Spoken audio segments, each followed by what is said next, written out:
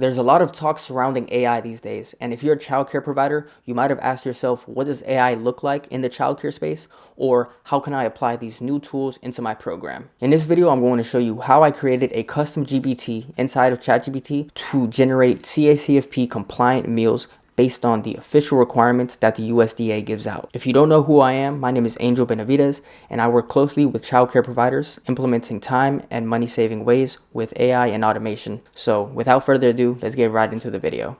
Okay, so here we are on ChatGPT, and if you don't know what ChatGPT is, perhaps you've heard of it, but it's basically an AI that has a chat layer on top, so you can ask it any type of questions, and it's going to give you information based on all of its knowledge. So it's large database that it has.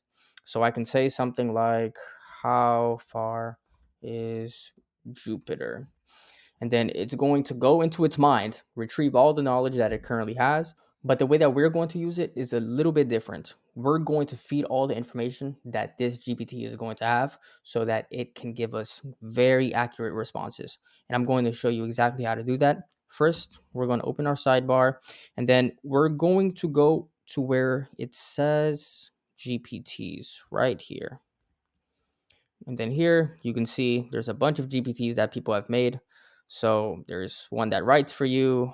There's a coloring book, which is actually pretty good now that I'm thinking about it, if you're a childcare provider. But where we're going is right here. Top right, we're going to hit create. So this is the screen that you're going to go to in order to create your own custom GPT. Going to hit configure and might name it something like CACFP assistant, right? Something easy. Description, we can skip that for now. But instructions, this is where I want you guys to really focus your attention on.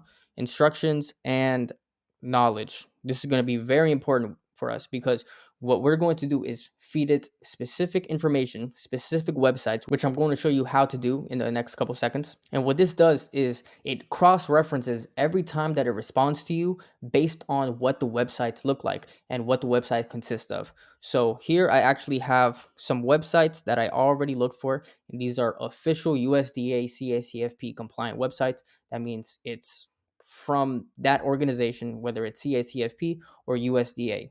So they put their requirements out, and then we go to the website that it's on, and then we give it to GPT so that it has that in its memory. But before that, I'm going to actually give it some instructions. So I went on to a different chat and I told ChatGPT to generate me a prompt for my custom GPT that can create menus for my childcare program. I have 6 kids in my program and it must be in compliance with CACFP/USDA requirements. So what I'm doing here is called prompting. And what prompting is I'm explaining GPT what my objective is and what my current situation looks like. So maybe you're going to put 8 kids, 7 kids. Maybe you're going to put that you only serve 3 meals a day or 5 meals a day, right? It's completely specific to your situation. So here it gave me a response. So role, objective, some rules, and I'm going to copy this and I'm going to head over to where we configure and I add the instructions. But where we really get in deep is on this part. I'm going to add a section of the instructions that says when you respond and give me menus, make sure that you cross reference to these websites.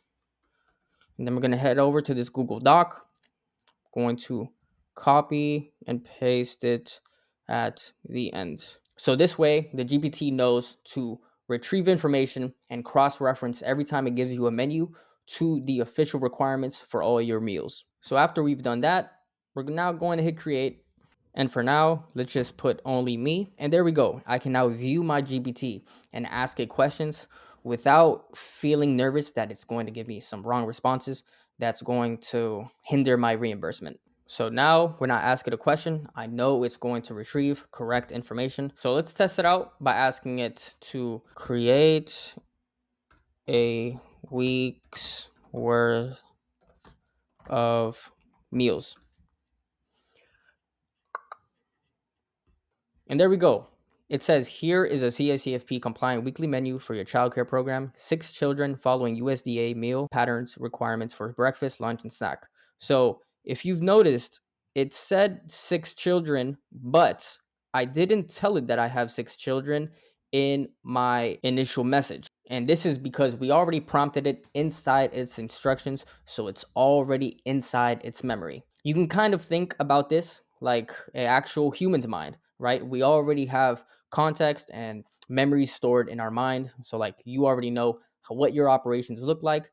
And the goal is to have GPT to get close to your memory on your operations so that it can help you as best as it can. And the beauty behind this as well is that the more you communicate with your GPT, the more context and awareness it has to your day-to-day operations and to how you like to receive information as well. So here we see it has all of the food groups that are required: day 2, day 3, day 4, day 5, day 6, day 7. Wow, it gave us 7 days, which is actually impressive. I thought it was only going to give us 5, but that's pretty good. And if you scroll all the way down, it says that if you want, I can adjust for picky eaters, create a shopping list, modify for infants or mixed age groups, add portion sizes for CACFP claiming.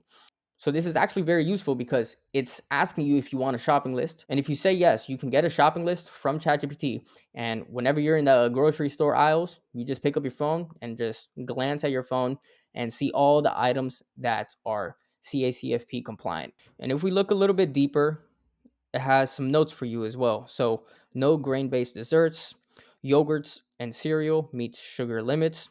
Juice is not used, whole fruits prioritized, milk is unflavored and age appropriate. Like I said before, the more memory and the more history you give it, the better it gets to responding to your current situation. So let's say you don't like cooking a certain meat, right? You would just tell AI that and it would store it in its memory. So what I'm going to do for you is I'm going to add a link down below in the description where you can get this GPT completely for free so you can start using it for your benefit. There's also so many ways that you can save time now in 2026 as a childcare provider. And if you're interested in implementing these new ways, I'm also going to add a link down below in the description for us to book a call and just, have a talk about ways that we can implement these new technologies into your program. That's all for today's video. I just wanted to show you a new piece of technology that you can now use for your CACFP meals. I'll see you in the next video. Take care. Have a good one.